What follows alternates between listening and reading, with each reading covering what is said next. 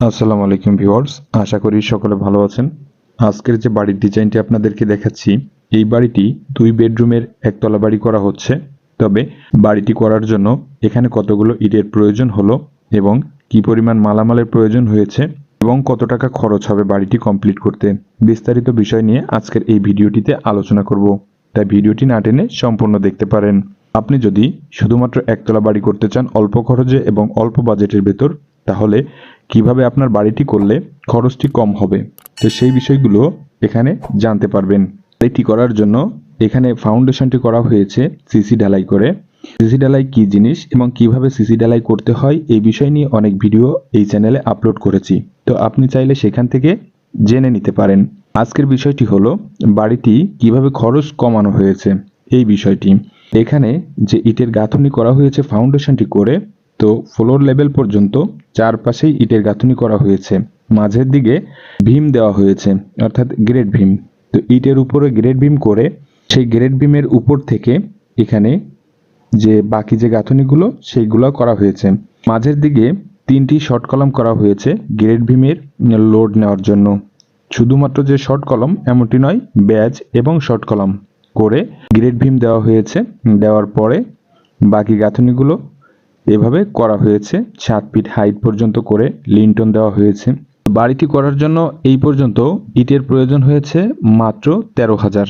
এখানে যদি মাঝের দিকে গ্রেড ভীম না দেওয়া হতো তাহলে এখানে ইটের প্রয়োজন হতো আরও প্রায় 2500 পিস বেশি, যেটি এখানে কম লেগেছে শুধু মাঝের দিকে গ্রেড ভীম দেওয়ার কারণে।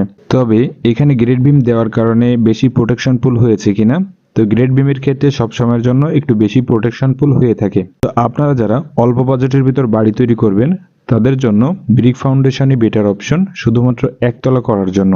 এবং যদি দ্বিতীয় তলা করার চিন্তা করে থাকেন তাহলে অবশ্যই আরসিসি ফাউন্ডেশনের বাড়ি করবেন এবং সঠিক মেজারমেন্ট অনুযায়ী। তো এই যে বাড়িটি করা হচ্ছে, এই বাড়িটি এই পর্যন্ত করার জন্য 5,41,000 টাকা খরচ হয়েছে।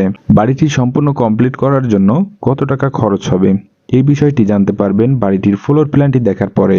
এখানে সামনের দিকে যে ফোর্সটি দেখতে পেয়েছেন, তো ফোর্সটি করা হয়েছে 8 ফিট বাই 8 ফিট। মাঝের দিকের যে একটি রাস্তা রাখা হয়েছে এটি 5 ফিট বাই 28 ফিট 5 ইঞ্চি।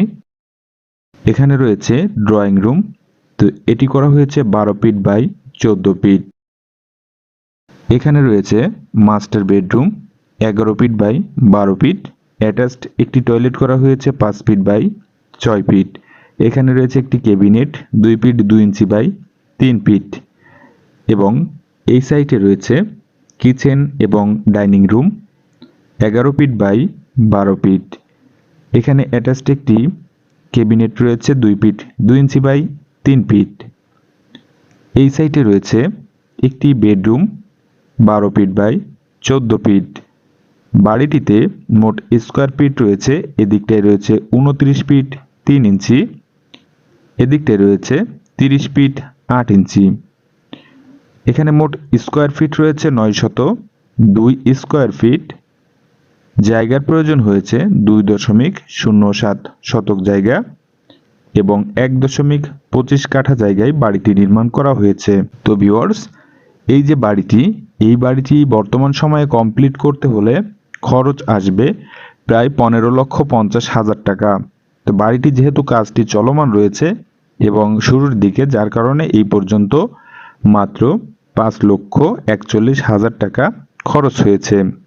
তো বর্তমান সময়ে বাড়ি করতে গেলে আপনি অল্প খরচে বাড়ি করতে চাইলে অবশ্যই ব্রিক ফাউন্ডেশনের বাড়ি করতে পারেন, শুধুমাত্র একতলার ক্ষেত্রে। তো ধন্যবাদ সম্পূর্ণ ভিডিওটি দেখার জন্য। ভালো থাকবেন, সুস্থ থাকবেন। আসসালামু আলাইকুম।